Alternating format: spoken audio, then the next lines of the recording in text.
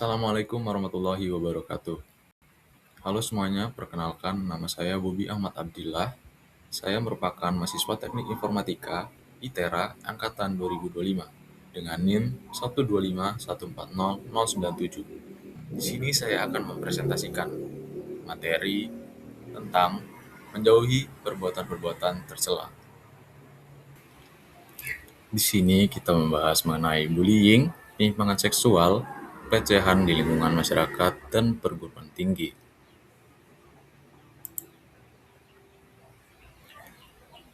Video ini dibuat untuk memenuhi tugas pengganti agama Islam kelas agama R2. Yang pertama, kita masuk ke pendahuluan.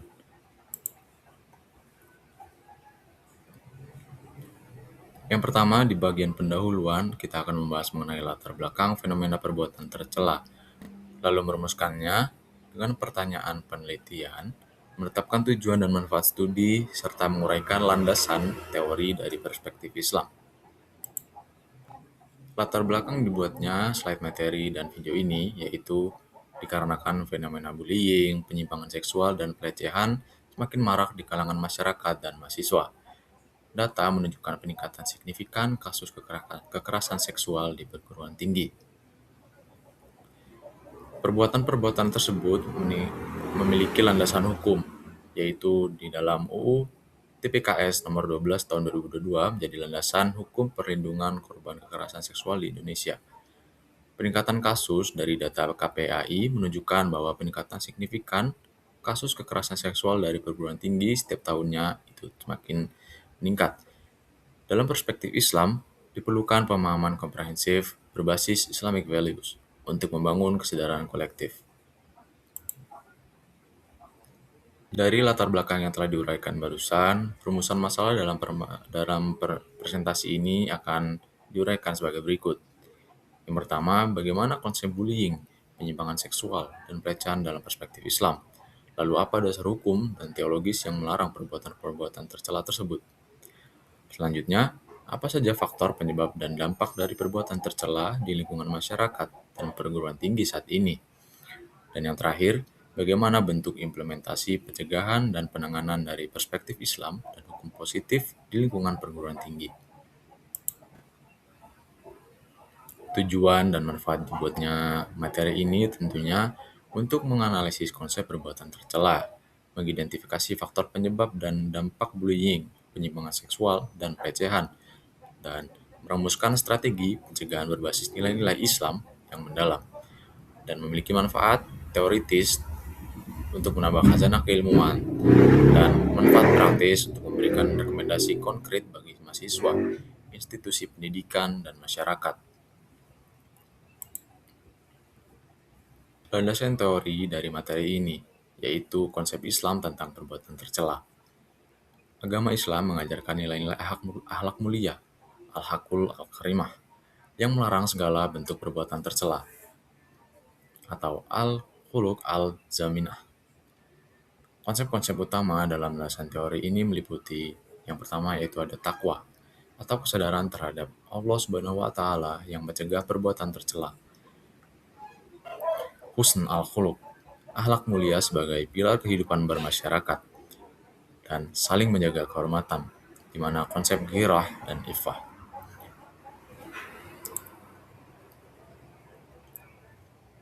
Terdapat beberapa dalil-dalil Al-Quran dan hadis yang kita uraikan di sini. Yang pertama ada dari Quran Surat An-Nur ayat 19, Quran Surat Al-Hujurat ayat 11, dari hadis riwayat Muslim, dan Quran Surat An-Nisa ayat 32. Dapat disimpulkan dari dalil-dalil di atas bahwa keseluruhan dalil menegaskan bahwa Islam melarang tegas segala bentuk perbuatan keji, perendahan, dan penzaliman terhadap sesama. Yang pertama kita masuk ke dalam bab 2, bullying. Apa itu bullying? Definisi bullying menurut para ahli yaitu perundungan atau perilaku agresif yang dilakukan secara sistematis dan berulang untuk menyakiti, mengintimidasi, atau mendominasi orang lain. Menurut Always tahun 1993, bullying melibatkan ketidakseimbangan kekuatan yang disengaja. Menurut Undang-Undang Perlindungan Anak Nomor 17 Tahun 2016, kekerasan terhadap anak mencakup perundungan fisik dan psikis. Karakter bullying itu dapat dilihat di sini, yaitu bersifat berulang dan sistematis. Ketidakseimbangan kekuatan, di mana pelaku bullying itu biasanya lebih dominan atau lebih kuat dibanding seseorang yang dibully, menimbulkan kerugian bagi korban. Korban yang dibully biasanya itu adalah pihak yang lemah, dan dia biasanya adalah orang yang dirugikan tentunya, dan bersifat disengaja. Jenis-jenis bullying di sini dapat kita lihat. Yang pertama itu ada bullying fisik, di mana kekerasan fisik seperti memukul, mendorong, menendang, atau merusak barang milik korban. Yang selanjutnya ada bullying sosial atau relasional, yang meliputi dengan mengucilkan, menyebarkan rumor, merusak reputasi, memanipulasi hubungan sosial korban. Yang selanjutnya ada juga bullying verbal dengan penghinaan, ejekan, ancaman, atau bully-bully dengan cara meruntuhkan mental korban dengan perkataan yang kasar, yang tidak sopan dan merendahkan. Yang selanjutnya juga ada cyberbullying atau bullying di media sosial. Perundungan melalui media digital seperti medsos, pesan singkat, platform online, game, doxing, hate speech, dan lain-lain. Bullying ini berdampak bagi korban dan pelaku. Dampak psikologisnya yaitu meliputi depresi, kecemasan, gangguan tidur, post-traumatic stress disorder atau PTSD, dan pikiran untuk bunuh diri. Dampaknya juga berpengaruh kepada akademis seperti penurunan prestasi belajar, putus sekolah, atau kehilangan minat belajar. Dan juga dampak fisiknya dia terlihat dalam luka-luka fisik ya, seperti jika orang itu dibully dengan cara dipukul tentunya bisa terlihat lebam-lebam, gangguan kesehatan, gejala somatik, dan peningkatan risiko penyakit terkait stres. Dan di dampak sosial, kesulitan untuk membangun hubungan interpersonal, rendahnya kepercayaan diri, isolasi sosial dari lingkungan. Dan yang terakhir, dampak bagi pelakunya juga itu terdampak kawan-kawan. Karena risiko perilaku kriminal di masa depan akan meningkat bagi pelaku.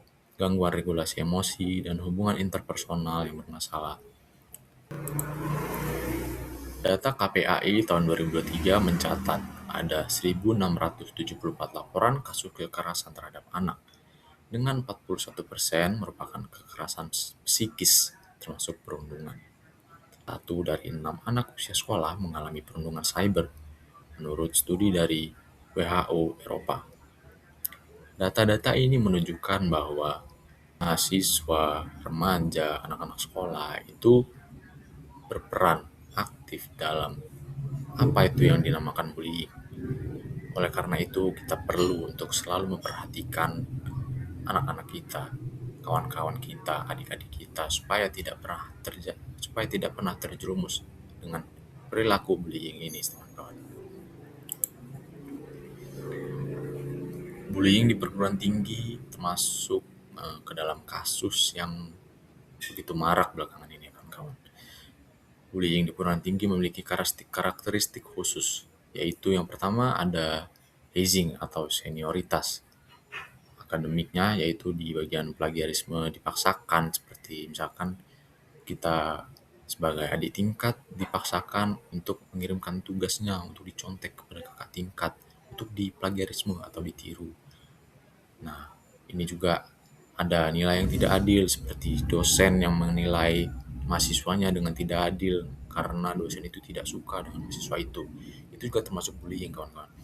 Dan di dalam tingkat organisasi, kekerasan dalam organisasi kemahasiswaan itu sering marak terjadi ya, seperti kekerasan seksual, kekerasan fisik, pemukulan, dan lain-lain, kawan-kawan. Dinamika bullying ini di kampus dipengaruhi oleh ini seperti yang terlihat di layar, budaya senioritas, kurangnya mekanisme, rendahnya empati, dan pengaruh digital, yang semuanya ini membangun sikap-sikap yang bisa merujuk pada perilaku bullying ini, kawan-kawan. Yang selanjutnya, bagaimana sih perspektif Islam tentang bullying ini? Dalam Islam sendiri tentunya melarang adanya perilaku-perilaku seperti bullying ini, kawan-kawan. Seperti di dalam Quran Surat Al-Baqarah ayat 190 telah dijabarkan yang berbunyi, "Janganlah kamu melampaui batas. Sesungguhnya Allah tidak menyukai orang-orang yang melampaui batas." Dan juga di dalam hadis riwayat At-Tirmizi yang berbunyi, "Tidak termasuk golongan kami, orang-orang yang mengejek, mengutuk, atau berlaku buruk." Pandangan ulama tentang bullying termasuk cyberbullying adalah dengan melarang apapun tindakan yang merendahkan manusia. Ulama klasik seperti Imam Al-Ghazali juga melarang tindakan seperti bullying ini. Dia menekankan bahwa perilaku akhlak al-karimah atau perilaku-perilaku yang menjunjung kebaikan itu ditekankan dengan berkata baik, menjaga lisan, menjauhi segala bentuk hinaan, perkataan-perkataan yang menyakiti orang lain.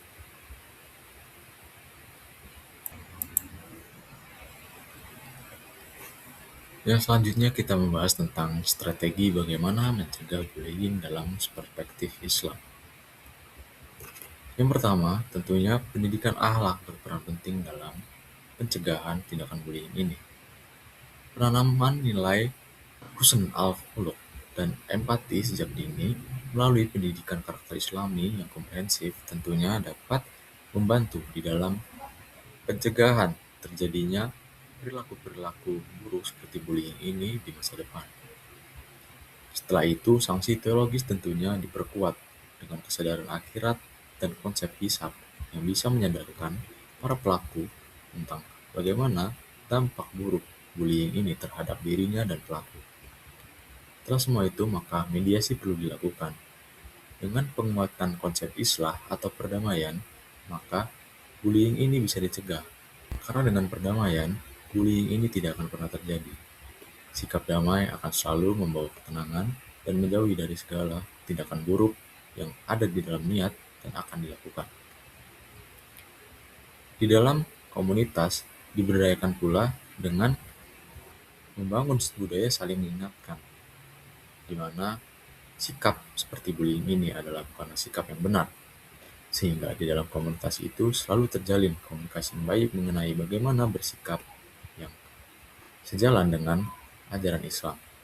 Dan yang terakhir, lakukanlah regulasi dan supervisi, yang dimana penguatan aturan di dalam lingkungan, tempat-tempat di mana bullying itu berpotensi tinggi terjadi, itu harus diperkuat lagi, seperti di kampus dengan pembentukan unit khusus penanganan bullying.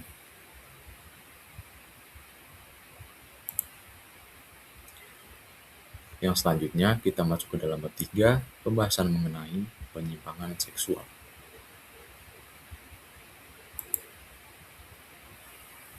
Apa itu penyimpangan seksual? Pengertian penyimpangan seksual dalam definisi umum adalah merujuk pada perilaku seksual yang menyimpang dari norma sosial dan moral yang berlaku, termasuk perilaku seksual pranikah, homoseksualitas, dan perilaku seksual yang menyimpang lainnya. Dalam perspektif sosiologis, menurut definisi sosiologis, penyimpangan seksual adalah pelanggaran terhadap norma-norma seksualitas yang diterima masyarakat. Perilaku ini dinilai menyimpang berdasarkan standar sosial, budaya, dan hukum yang berlaku. Dalam perspektif Islam, setiap hubungan seksual di luar ikatan pranikah merupakan perbuatan zina yang dilarang tegas oleh syariat. Dalam Quran Surat Al-Isra ayat 32 disebutkan, "Dan janganlah kamu mendekati zina. Sesungguhnya zina itu adalah suatu perbuatan keji dan suatu jalan yang buruk." Jenis-jenis penyimpangan seksual dibagi menjadi 5 bagian. Yang pertama yaitu ada zina atau hubungan seksual di luar pernikahan, termasuk zina mata, zina lisan, dan zina fisik. Yang selanjutnya ada liwat atau homoseksual dan musahaqah atau lesbianisme. Arti dari keduanya adalah hubungan sesama jenis, yang dimana pria sama pria dan wanita sama wanita. Di dalam Islam tegas melarang berdasarkan kisah Nabi Lut alaihissalam. Yang selanjutnya ada lihatul mukhanat atau cross-dressing ekstrim, yang dimana ini artinya adalah peniruan sifat lawan jenis secara ekstrim, yang tentunya itu dilarang dalam Islam, karena dia itu menyebarkan fitrah dan identitas gender yang tidak sesuai dengan syariat Islam, serta perilaku seksual menyimpang lainnya, seperti pornografi, masturbasi kompulsif, eksibisionisme, dan perilaku seksual tak wajar lainnya yang bertentangan dengan syariat Islam. Di dalam Islam, zina atau hubungan seksual di luar nikah dan liwat hubungan seksual sesama jenis itu dibagi menjadi hukum yang memiliki sanksi tegas. Hukumnya haram, dan barang siapa yang diketahui melakukan zina dan liwat akan dicambuk 100 kali atau bahkan rajam. Seperti di dalam Quran Surat An-Nur ayat 2 dan Quran Surat Al-A'raf ayat 80-81, kedua perlakuan penyimpangan seksual ini dilarang tegas, dan tentunya hukum ini berlaku di dalam syariat Islam. Lalu, apa sih faktor penyebab penyimpangan seksual itu? Faktor psikologis seperti trauma masa kecil, gangguan identitas gender, rendah self-control, pengaruh nafsu syahwat yang tidak terkendali, dan gangguan kepribadian dapat menjadi awal dari penyimpangan seksual yang dialami oleh seseorang. Faktor sosial dari lingkungan, teman, dan kurangnya pengawasan orang tua, serta norma-norma di lingkungan tersebut yang berkurang ketegasannya, itu juga turut membantu dalam terjadinya penyimpangan seksual. Faktor ekonomi turut membuat individu rentan terhadap eksploitasi seksual, prostitusi, dan transaksi komersial seksual. Dari faktor teknologi juga turut mengambil andil besar dalam penyimpangan seksual yang menjadi sesuatu yang belakangan ini sangat marak terjadi. Dari aksesnya yang sangat mudah ke konten pornografi, media sosial juga memfasilitasi pergaulan bebas. Semakin dinormalisasinya jokes-jokes, perilaku-perilaku yang menyimpang dalam hal seksual di dalam media sosial, itu juga sangat membantu dalam pembentukan sikap penyimpangan seksual, yang dimana hal itu jika setiap hari dinormalisasi, jika setiap hari menjadi konsumsi, maka penyimpangan seksual ini lama-lama akan menjadi sesuatu yang normal dan marak terjadi di mana-mana.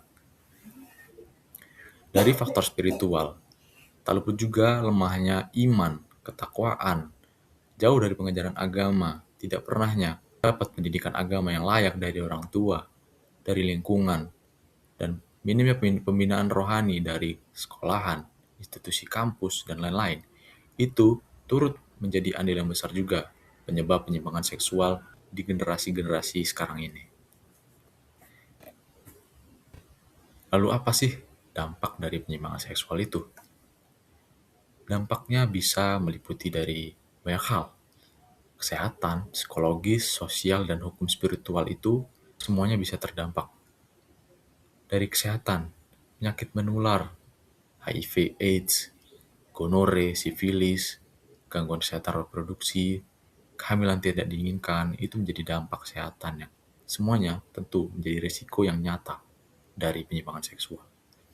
Dari faktor psikologis, rasa bersalah, depresi, anxiety, gangguan identitas diri, dan berkurangnya harga diri serta trauma, itu menjadi momok yang tentunya mengintai pelaku-pelaku penyimpangan seksual di masyarakat. Di dalam aspek sosial, stigma sosial, dikucilkannya masyarakat yang melakukan penyimpangan sosial seperti penyimpangan seksual ini tentunya bukan hal yang mengherankan lagi, dikarenakan memang penyimpangan seksual ini bukanlah hal yang normal yang seharusnya terjadi di dalam masyarakat. Hancurnya kepercayaan di dalam hubungan sosial seseorang juga menjadi dampak buruk dari penyimpangan seksual ini. Di dalam hukum dan spiritual, sanksi pidana seperti KUHP pasal 284 sampai 292 mengatur bahwa penyimpangan seksual itu adalah sesuatu yang memiliki hukum tegas dan tidak dibenarkan di dalam hukum negara. Penyimpangan seksual ini tentunya merupakan dosa besar yang tentunya akan menjadi ancaman azab di akhirat nanti. Kita sebagai orang Islam tidak seharusnya menormalisasi terjadinya penyimpangan seksual di sekitar kita. Kita patut bersuara, jangan biarkan penyimpangan seksual terjadi di sekitar kita. Kita adalah generasi-generasi penerus bangsa. Kita tidak bisa diam saja terjadinya penyimpangan aspek sosial seperti seksual ini terus terjadi di sekitar kita. Di dalam Islam sendiri, perspektif tentang penyimpangan seksual ini cukup luas. Sudah dijabarkan di dalam Quran Surat Al-Mu'minun ayat 5-7 dan Quran Surat An-Nur ayat 3. Islam selalu mengajarkan konsep hayatan thayyibah, kehidupan yang baik, dengan menjaga kesucian, kehormatan diri, kelurusan jalan. Setiap muslim diwajibkan menjaga kebudikan, iffah, dan kesucian atau toharoh sebagai benteng utama dari godaan seksualitas yang menyimpang. Seperti yang sudah disebutkan sebelumnya, hukum dari zina di dalam Islam itu sangat tegas.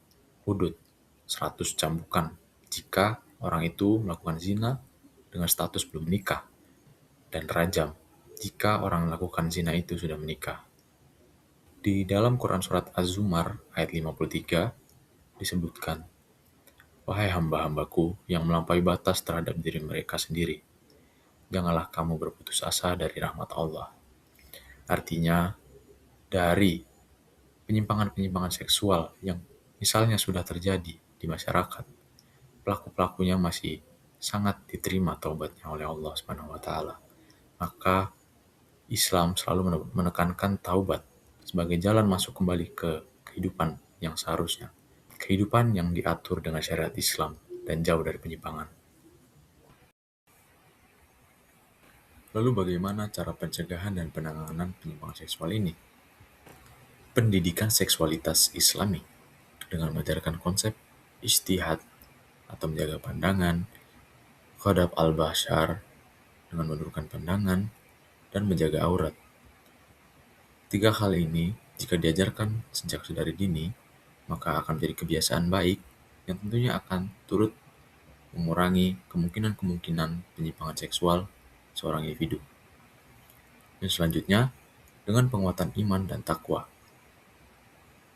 seseorang bisa ditangani atau dicegah akan terjadinya penyimpangan seksual dari dirinya dengan penguatan iman dan takwanya. Bisa dengan diadakannya program pembinaan rohani, dengan pengajian rutin, mentoring keagamaan, dan kegiatan keislaman untuk memperkuat spiritualitas dari seseorang. Lanjut dengan pengawasan dan pendampingan. Tak luput, orang tua, dosen wali, guru, itu menjadi seorang yang memiliki peran sebagai pengawas dan pembimbing spiritual yang dekat dengan seorang individu, mahasiswa, ataupun siswa, ataupun siapapun yang tentunya bisa saja berkemungkinan melaksanakan penyimpangan seksual tersebut. Dilanjut, melakukan rehabilitasi dan taubat, dan didukung dengan penguatan regulasi tentunya, dengan pengimplementasian UU TPKS atau Undang-Undang Tindak Pidana Kekerasan Seksual dan aturan kampus yang tegas sebagai bentuk pencegahan dan penindakan kekerasan seksual serta penyimpangan seksual yang terukur.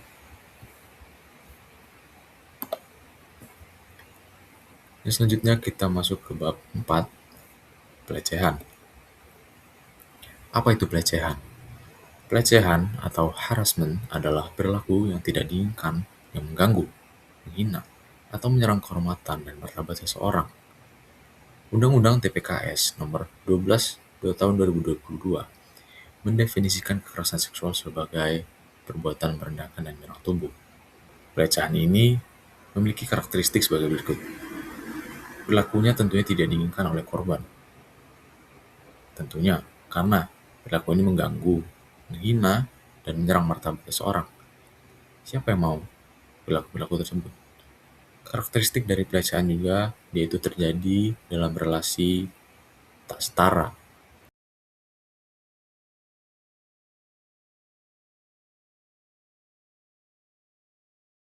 Yang terlibat dalam pelecehan itu tidak setara. Ada yang lebih kuat dan ada yang lebih lemah. Bentuk dari kekerasan pelecehan ini yaitu dapat berupa verbal atau dengan kata-kata yang tidak mengenakan, fisik atau dengan sentuhan tubuh seperti pemukulan, penyentuhan, dan lain-lain, maupun non-fisik. Verbal termasuk adalah bentuk pelecehan non-fisik.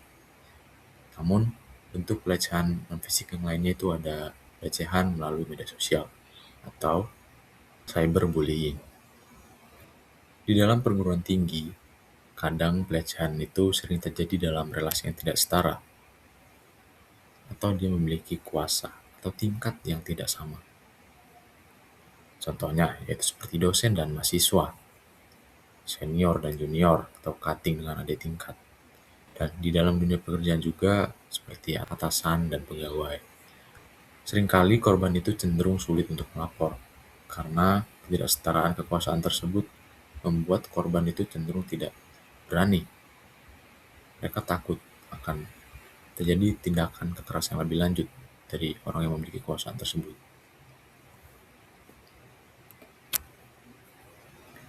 Yang selanjutnya kita bahas tentang jenis-jenis pelecehan. Yang pertama ada yang namanya pelecehan seksual. Seperti namanya, pelecehan seksual itu adalah sesuatu kekerasan atau sesuatu yang tidak diinginkan melalui sentuhan-sentuhan di bagian-bagian yang sensitif, bagian-bagian yang berhubungan dengan seksualitas, seperti bagian kemaluan, bagian-bagian vital seperti bagian belakang tubuh, melalui sentuhan, gestur, bahkan komentar pun dia juga termasuk ke dalam pelecehan seksual.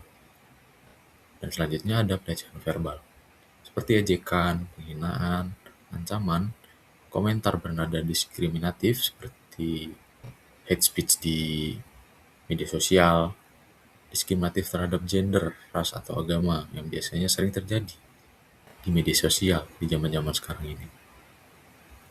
Dan selanjutnya ada pelecehan fisik, kekerasan fisik, pemukulan, penjambakan, atau tindakan fisik yang menyakitkan lainnya.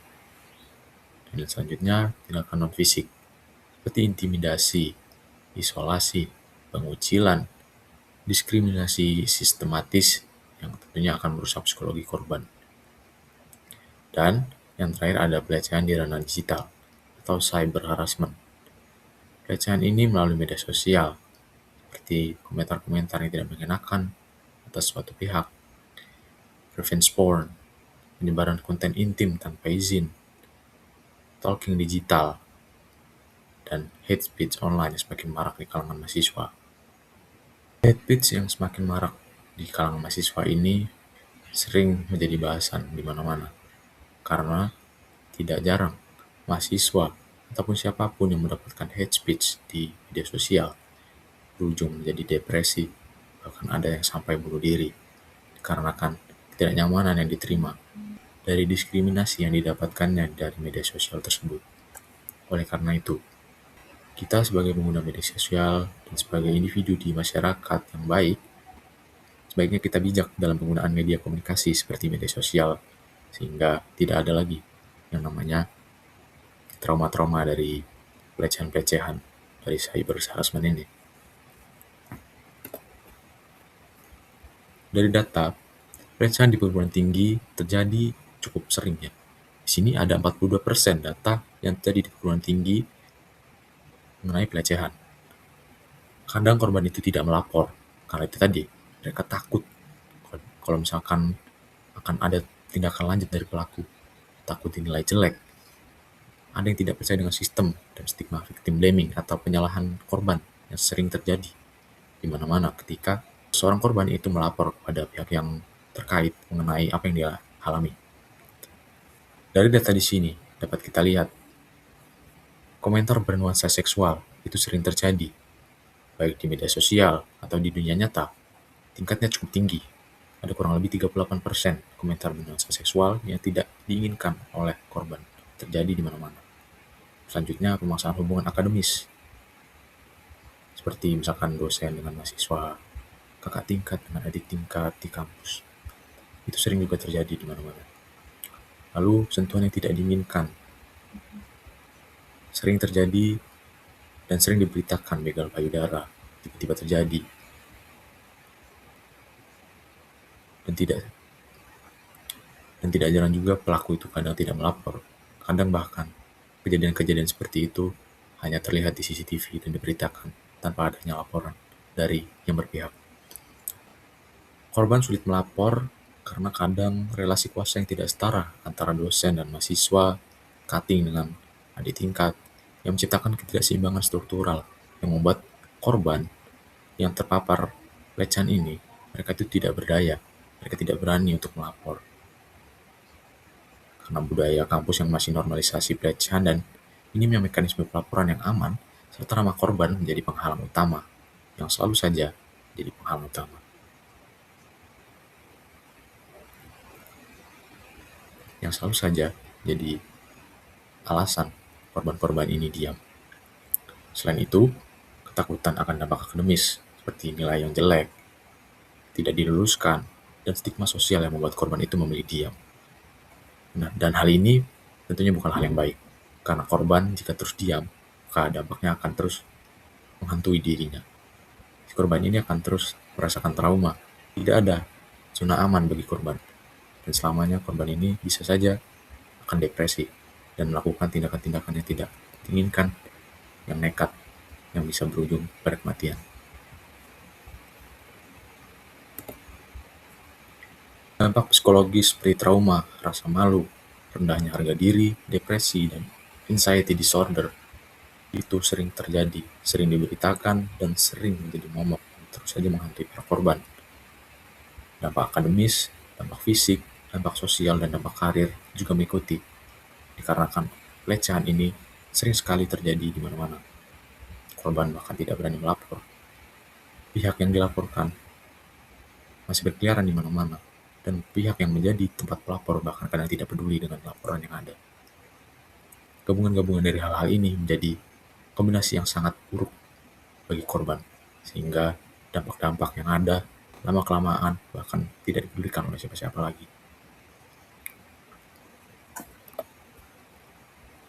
Lalu bagaimanakah perspektif Islam sendiri tentang pelecehan ini? Di dalam Quran surat Al-Isra ayat 70, yang artinya, sesungguhnya kami telah memberi kehormatan kepada anak-anak Adam. Islam telah menjunjung tinggi kehormatan dan harkat manusia. Pelecehan dalam bentuk apapun bertentangan dengan konsep kiramah al-insaniyah atau kehormatan manusia. Nabi Muhammad SAW melarang keras sentuhan antara laki-laki dan perempuan yang bukan mahram. Sehingga kita sebagai seorang muslim sudah seharusnya menyikapi aturan ini dengan benar. Kita sudah ditegaskan bahwa kalau kita bukan mahram, atau kita adalah bukan suami istri dari seorang perempuan atau laki-laki, kita tidak seharusnya melakukan sentuhan fisik. Kita diwajibkan untuk menjaga pandangan, menundukkan pandangan, dan menjaga aurat masing-masing.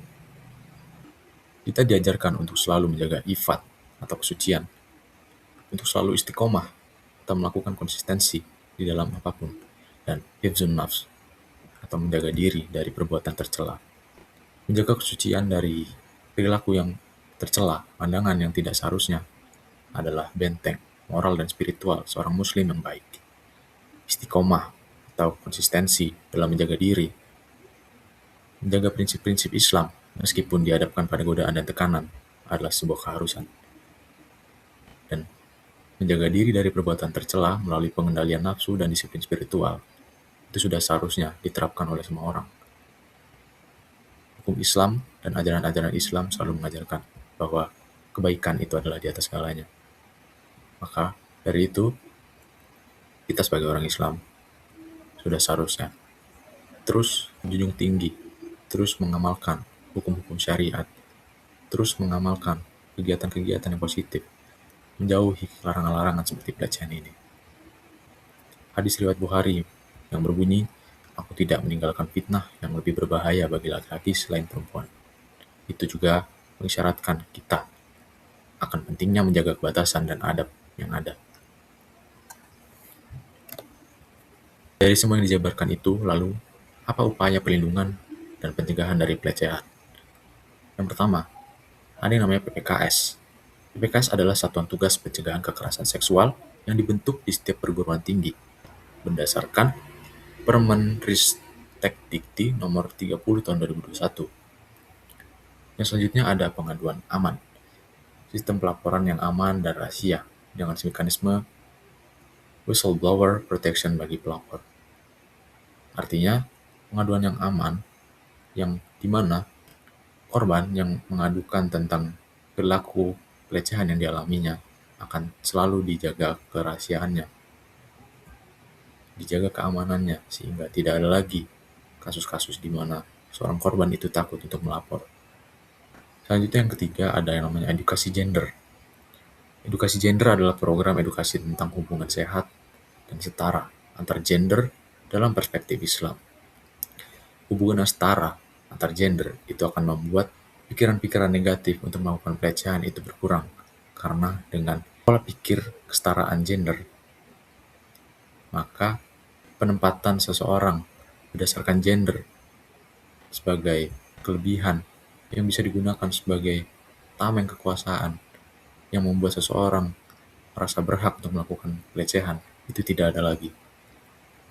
Nah, selanjutnya ada pembinaan spiritual, yang dimana program pembinaan karakter Islam tentang penghormatan terhadap lawan jenis itu dilaksanakan mulai dari usia dini, sehingga mulai dari dini seorang individu bisa melaksanakan sikap hormat terhadap lawan jenis, sehingga pelecehan itu tidak akan pernah terjadi atas dasar rasa hormat yang sudah ada. Dan tentunya karena tidak bisa dipungkiri, tanpa sanksi yang tegas, pelaku-pelaku pelecehan itu tidak akan pernah takut untuk melaksanakan kegiatannya. Pelecehan itu akan tetap dilaksanakannya jikalau memang sanksinya yang diberikan itu tidak setara. Penerapan sanksi akademik dan administratif dilaksanakan sesuai Undang-Undang TPKS bagi pelaku. Itu adalah sebuah keharusan.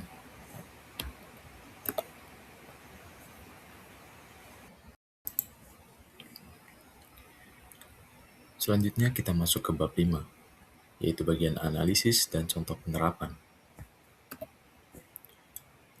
Di sini kita membahas tentang studi kasus. Yang pertama kita bahas tentang studi kasus bullying. Kasus pertama yaitu cyberbullying massal, yang dimana seorang pelajar berusia 15 tahun di Kanada memutuskan bunuh diri karena tidak tahan lagi dengan perundungan yang terus dialaminya. Seorang pelajar berusia 15 tahun di Kanada memutuskan bunuh diri. Seorang pelajar berusia 15 tahun di Kanada memutuskan untuk bunuh diri karena tidak tahan lagi dengan perundungan yang terus dialaminya lewat media sosial. Dan yang selanjutnya kasus kedua mengenai perundungan senioritas yang dialami oleh Aulia Risma Lestari, seorang dokter berusia 30 tahun yang ditemukan meninggal dunia di kamar kosnya di Semarang. Kasusnya membuat bullying di kalangan dokter muda menjadi sorotan, yang lebih banyak dokter menceritakan pengalamannya. Dari kedua kasus tersebut, kita lakukan analisis pola umum. Terlihat pola umum yang mendasar dari kedua kasus tersebut yaitu sebagai berikut. Normalisasi perundungan, di mana bullying sering dianggap sesuatu yang normal, sebagai candaan atau budaya senioritas, sehingga karena dinormalisasi, tindakan bullying dianggap tidak merupakan bukan sesuatu yang buruk, melainkan sesuatu yang biasa terjadi. Padahal dampaknya sangat fatal. Seperti pada kasus pertama tadi, pelajar tersebut sudah memutuskan keputusan yang sangat besar, yaitu melakukan bunuh diri karena ketidaktahanannya terhadap tekanan dari perundungan yang terus dialaminya. Dan yang kedua, dampak psikologis yang serius. Korban dapat mengalami stres, trauma, depresi, dan kehilangan rasa percaya diri, bahkan sampai berujung pada depresi berat yang menggiring kepada tindakan bunuh diri. Yang ketiga, rendahnya keberanian untuk melapor. Terlihat dari kedua kasus tersebut, korban takut mendapatkan stigma dari masyarakat atau balasan dari pelaku, sehingga korban ini tidak berani untuk melapor. Bahkan dia memilih untuk diam sehingga stres dan depresinya menumpuk dan memuncak. Dan yang terakhir, kurangnya kepedulian lingkungan. Lingkungan sekitar sering terlambat menyadari dan menghentikan perundungan yang ada di sekitarnya, sehingga Akhirnya sudah telat. Korban sudah terlanjur depresi, bahkan bunuh diri. Dan pelaku terus-terusan berkeliaran melakukan apa yang mereka lakukan.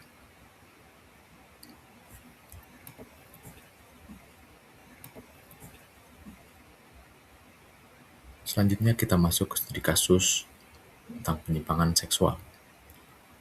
Pada kasus pertama, mengenai jaringan prostitusi mahasiswa, di mana ada operasi tangkap tangan Polda Metro Jaya pada tahun 2003 terhadap jaringan prostitusi mahasiswa di Jakarta yang melibatkan oknum dosen. Dan pada kasus kedua mengenai video show mahasiswa, pada kasus ketiga mengenai pelecehan dengan janji material, dan pada kasus keempat tentang pelecehan sesama jenis. Keempat kasus ini merupakan contoh-contoh kasus yang pernah terjadi mengenai penyimpangan seksual. Dari keempat kasus tersebut, dapat disimpulkan tentang pola umum yang terjadi. Yang pertama, yaitu keterlibatan ekonomi sebagai pemicu. Tuntutan ekonomi kadang mendorong individu ke arah perilaku seksual yang transaksional. Lalu pengaruh media sosial, yang dimana platform digital di zaman sekarang ini sangat mempermudah distribusi konten pribadi dan pergaulan bebas. Dan yang terakhir, kurangnya pendidikan seksual Islami. Minimnya pemahaman syariat seksualitas menyebabkan pelaku tidak menyadari keseriusan perbuatannya.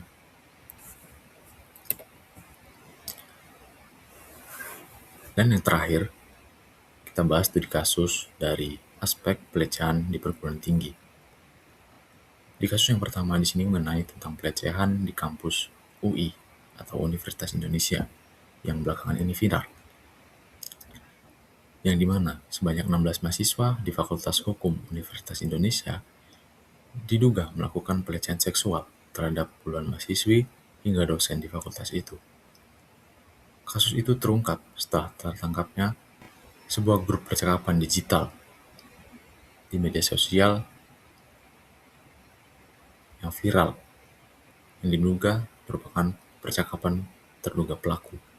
Lalu pada kasus kedua, pelecehan di IPB.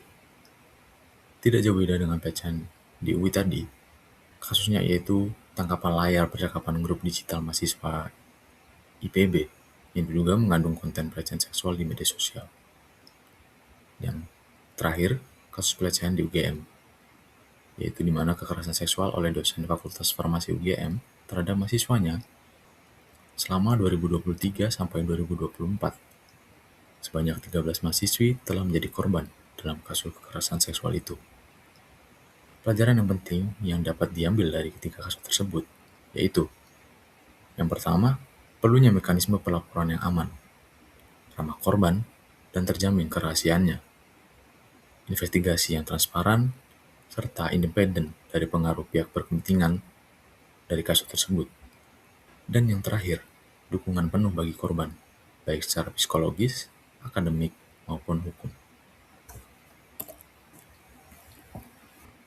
Dari semua penjabaran sejauh ini, kita mendapatkan analisis penyebab mengapa perbuatan tercela tersebut terjadi.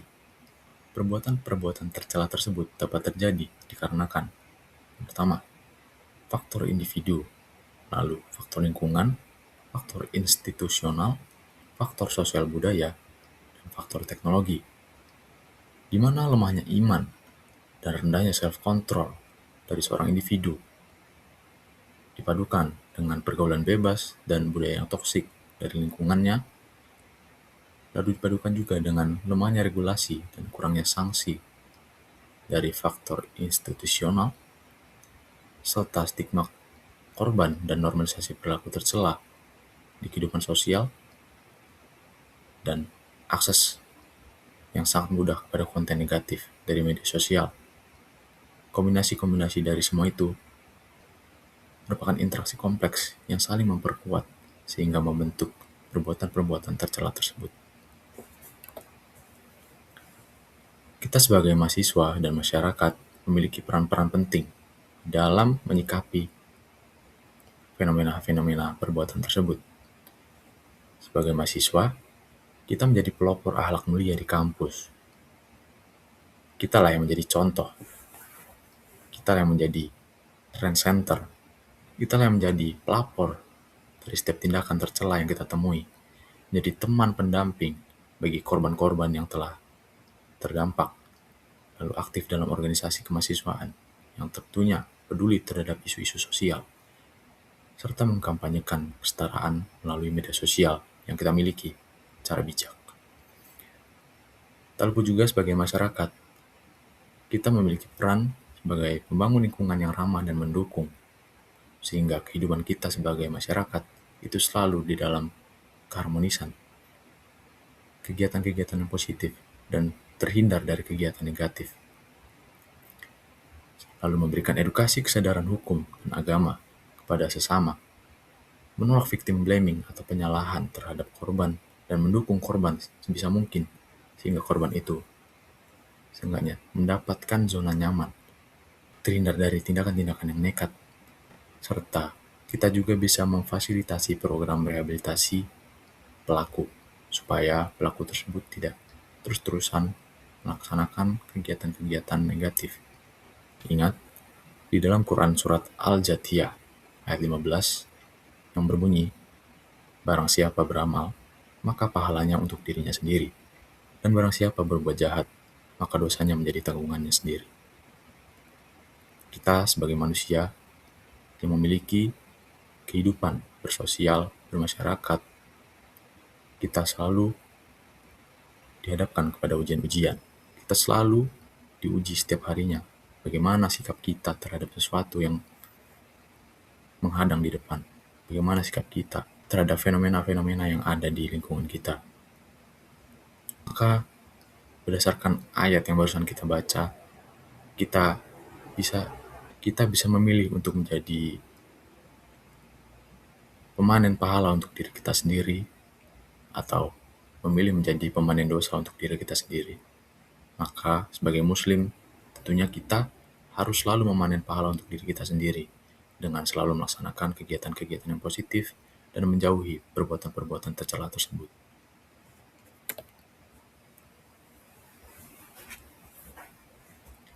Selain sebagai mahasiswa dan masyarakat, institusi juga berperan dalam menyikapi fenomena-fenomena ini. Institusi pendidikan di sini memiliki peran yang dapat membantu dalam preventif perbuatan-perbuatan tercela tersebut. Dengan yang pertama yaitu pembentukan PPKS. Yang selanjutnya edukasi preventif. Lalu mekanisme pelaporannya yang digunakan dibuat aman, terjamin kerahasiaannya dan mudah diakses. Menerapkan sanksi yang tegas. Lalu melaksanakan dukungan kepada korban. Layanan konseling psikologis, bantuan hukum, dan akademik support sangat penting bagi korban. Dan yang terakhir, melakukan pembinaan spiritual. Pembinaan spiritual sangat penting di dalam kasus-kasus seperti ini, karena tidak dapat dipungkiri kurangnya pembinaan spiritual, kurangnya pendidikan Islami di kehidupan masyarakat menjadi salah satu penyebab tindakan-tindakan tercela tersebut terjadi terus-menerus.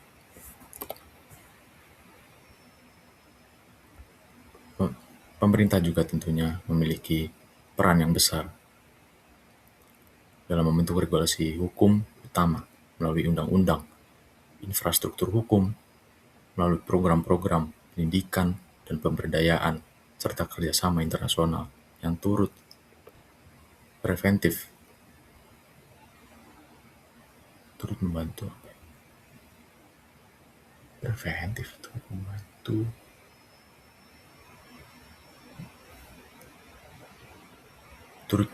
pencegahan dari kegiatan-kegiatan yang negatif tersebut. Turut membantu dalam pengurangan persentase kegiatan-kegiatan negatif tersebut, dan menggiring masyarakat kepada kegiatan positif yang sesuai dengan akidah, akhlak, dan syariat Islam, serta norma-norma yang berlaku di masyarakat. Pendekatan Islami yang preventif dan kuratif yang menjadi solusi integratif untuk kasus-kasus seperti ini, menggencarkan kesadaran akhirat dan konsep hisab, melaksanakan program takwa dan pendidikan akhlak karimah, pembiasaan penjagaan pandangan dan lisan, pengajian rutin yang diadakan di masyarakat. Lalu, melalui pendekatan psikologis kuratif, layanan konseling psikologis, terapi kognitif, program rehabilitasi, dan trauma healing bagi korban sangat penting dilaksanakan. Dan yang terakhir, pendekatan melalui sosial hukum dengan penguatan implementasi undang-undang, pembentukan PPKS di setiap kampus, program pemberdayaan komunitas kampus, dan sosial campaign anti kekerasan. Ketiga pendekatan ini saling melengkapi membentuk sistem perlindungan komprehensif yang berkelanjutan bagi seluruh sivitas akademika dan masyarakat.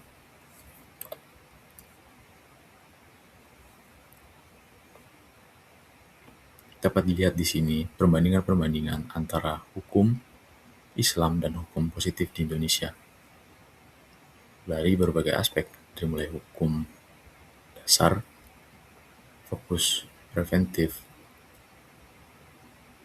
sanksi yang diberikan, perlindungan korban, dan aspek taubat. Kita masuk ke bab 6 yang berisi kesimpulan. Kesimpulannya yaitu adalah bullying, penyimpangan seksual, dan pelecehan merupakan perbuatan tercela yang dilarang tegas dalam Islam berdasarkan dalil Al-Quran dan hadis. Tentunya, bullying, penyimpangan seksual, dan pelecehan merupakan tindakan-tindakan tercela, di mana fenomena ini tidak bisa dimungkiri semakin marak di perguruan tinggi dan masyarakat, didorong oleh berbagai faktor yang turut mendorong tingkat persentase dan maraknya kegiatan-kegiatan tersebut. Perspektif Islam menawarkan solusi komprehensif melalui penguatan iman, pendidikan akhlak, dan implementasi syariat.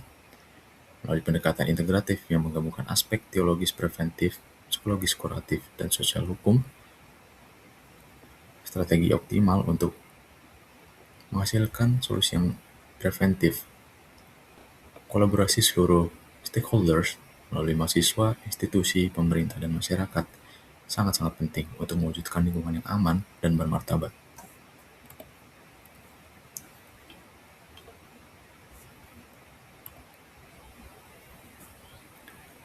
Sekian saja presentasi dari saya.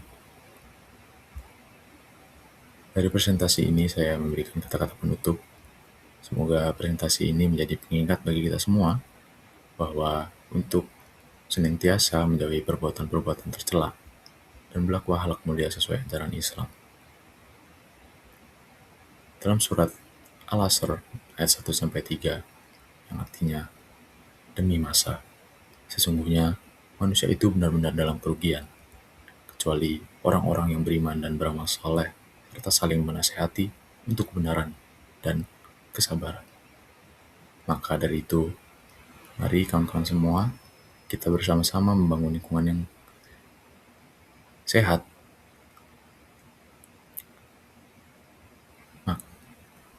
Maka dari itu, kawan-kawan semua, mari kita bersama-sama membangun lingkungan perguruan tinggi dan masyarakat yang aman, sehat, dan bermartabat. Terima kasih. Mohon maaf atas segala kekurangannya. Saya pamit undur diri. Assalamualaikum warahmatullahi wabarakatuh.